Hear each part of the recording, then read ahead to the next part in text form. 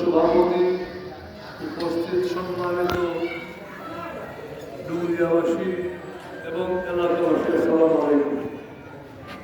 আমরা এখানে এসেছি আপনাদের কাছে, আপনাদের সন্তানের পক্ষে, আমাদের কিছু না। এইবার পার্লামেন্টে দাঁড়িয়েছিলেন আমার ছেলে মেজর আশফাক, আমাদের জগন্নাথপুরের আরেকজন বন্ধু কাহার, এম.এ. কাহার, এবং নাহির আহমেদ, আমাদের বিএনপির সবচেয়ে পুরানো ব্যক্তি, ছাত্রদলের সভাপতি, প্রতিষ্ঠাতা, এবং ব্যারিস্টার আনোয়ার সাহেব, চারজন দাঁড়িয়েছিলেন।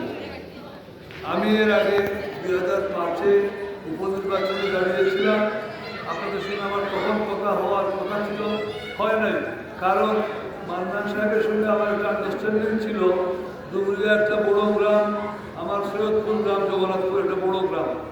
আমি বলছি যে আমি আপনার গ্রামে মিটিং করবো না, আপনার বিরুদ্ধে কিছু বলবো না, আপনার গ্রামে ভোট আপনার। উনি আমাকে বললেন যে ঠিক আছে, সৈয়দপুরের ভোট সব আপনার, আমি ওখানে যাবো না, মিটিংও করবো না। যাই হোক, তারপরে আমরা দুজনেই ফেল করলাম। যদি আমি তখনকার সময়ে আজকের যে আমার রাজনৈতিক বোধ, যেটা অনুভব থাকতো, আমি তখন মান্নান সাহেবকে সমর্থন দিয়ে পাশ করাই দিতাম। আমি তখন ভুল হয়েছিল আমার হিসাবের মধ্যে। এইবার আমরা হিসাব নিকাশ করে চারজন প্রার্থী দাঁড়ালেন। আমি ওনাদেরকে আমার বাসায় সিলেটে ডাকলাম, দেখে বললাম যে চারজন দাঁড়ালে ভোট ভাগাভাগি হবে, লাভ হবে না, আপনারা চারজনের মাঝ থেকে যে কোনো একজন ঠিক করেন। তখন নাজির আহমদ বলল যে আমরা আনোয়ার সাহেব হলেন বয়সে বড় মুরব্বী, জ্ঞানের গুণে সবার থেকে ভালো, ওনাকে আমরা সমর্থন দিই। কাহার সাহেবও সমর্থন দিলেন। আমার ছেলে মেয়েরা সব ঢাকায় ছিলেন, উনি টেলিফোনে শুনে বললেন যে আমিও সমর্থন দিলাম। তো চারজন প্রার্থী সমর্থন দিয়ে আপনাদের আনোয়ার সাহেবকে একজন প্রার্থী করেছে। এবং এটা বলে কি হয়েছে, আপনাদের শান্তিগঞ্জে একজন প্রার্থী, আর জগন্নাথপুরে বর্তমানে 5 জন প্রার্থী।